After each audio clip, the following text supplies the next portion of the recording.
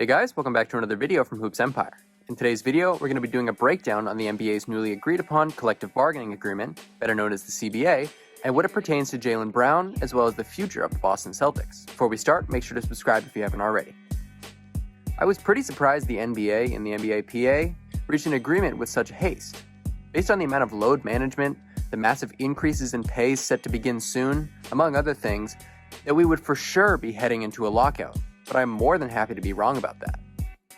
The league and its players were able to reach an agreement, and it has some big pieces. Whether it's the in-season tournament, the game requirements for awards, or the NBA doing away with the ban on marijuana. It was packed with game-changing things set to make an impact for the next decade. However, what I, and likely most Celtics fans are interested in, is the contractual and financial portions of the CBA. One of which being the percentage of pay being raised for veteran contract extensions, as well as new hindrances added to the likes of the league's highest taxpayers. As we all know, Jaylen Brown is due for some money. There are many different avenues a potential contract or extension could go. Let's break them down. Option number 1, making All-NBA. This is looking like possibly the most likely scenario at this point, as Jaylen is finishing up a career year in most aspects. A career-high points, rebounds, field goal percentage, free throw percentage, two-point percentage, among other impact stats. With averages of basically 27, 7, and 4, if he's slotted as a forward come All-NBA voting time, there has not been 6 wings better than Jaylen Brown. In making All-NBA, JB will have met the criteria to be eligible for the designated veteran extension, otherwise known as the illustrious Supermax. In doing this, he will qualify for 5% above the typical percentage of the cap for salary at a whopping 35%. Factoring in this extension will not kick in until the 2024-25 season. That means a starting salary of just over $50 million, nearly double his current pay. But it doesn't end there, as there is also an 8% annual increase. This brings the deal, in total, to 5 years, $294 million. Factoring in the last year of his current deal, Jaylen will be on contract with the Celtics for 6 years and a price point of over $320 million across that span. This is obviously an insane amount of money, but with the significant cap jumps each year, it may be something that is necessary to keep together a contender.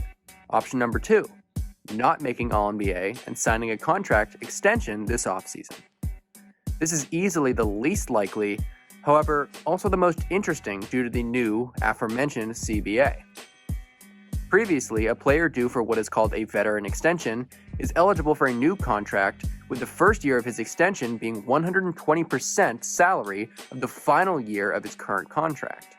With the new CBA, that number has jumped to 140%, a pretty huge revelation in the world of extensions. Previously, this option was likely nothing but a passing thought for Jaylen in the case he does not make All-NBA. But now, this means his starting salary is up over $42 million to start in this potential extension with the same 8% annual increases. It comes out to roughly a 4-year, $189 million extension, where the previous figure with that 120% was in the $160 million range. But in the end, he's still eligible for more money next season. There is virtually no incentive to go ahead and sign this extension for any other reason other than financial stability. He can go ahead and try to make All-NBA again next season, and if he succeeds, can sign the Supermax as an unrestricted free agent. Or, if he does not make it again next year, or this year, and what is option number 3, would be to sign a max deal as an unrestricted free agent. The Celtics have the capability to sign Jaylen Brown to more money than any other team. In free agency, if he is not Supermax eligible, able to get 30% of the salary cap in terms of first-year salary with those 8% annual increases.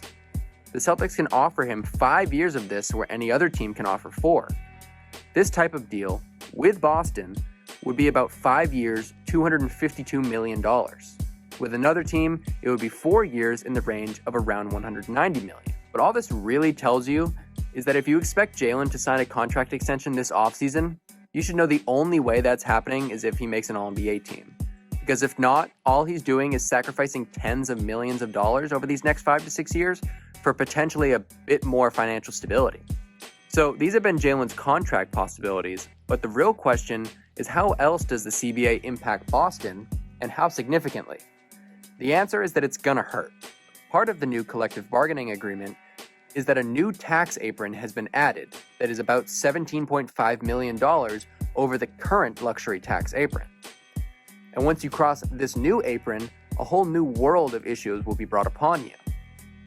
On top of losing your mid-level exception, which at that point will likely be a player worth nearly $10 million per year, there will likely be even more steep financial implications on a per-dollar tax basis.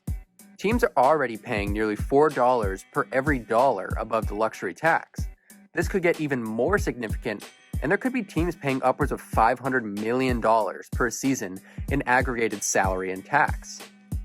This obviously incentivizes having a built, not bought team, but in the case of the Celtics, who are largely built, that is far from the case. Say, for example, Jaylen Brown makes All-NBA and signs a Supermax. 2 years down the line, Tatum is eligible for the same Supermax at an even higher price point.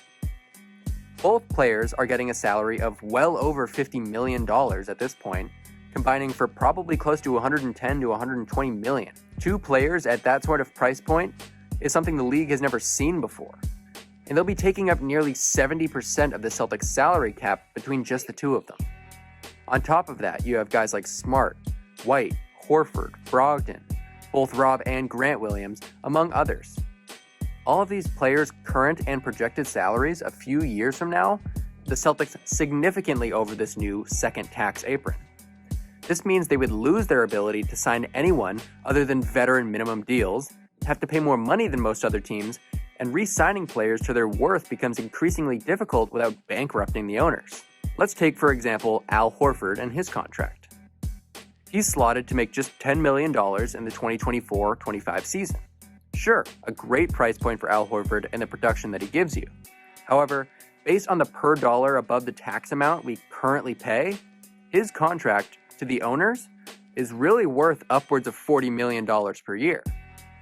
Once you get to players like Brown and Tatum among the rest of the squad, we're talking hundreds of millions of dollars per year between the team. And not to stir any pots here, but is it not at all concerning that Jaylen Brown, who was currently seated as a vice president of the NBA Players Association, was totally fine with these new restrictions for high-paying tax teams?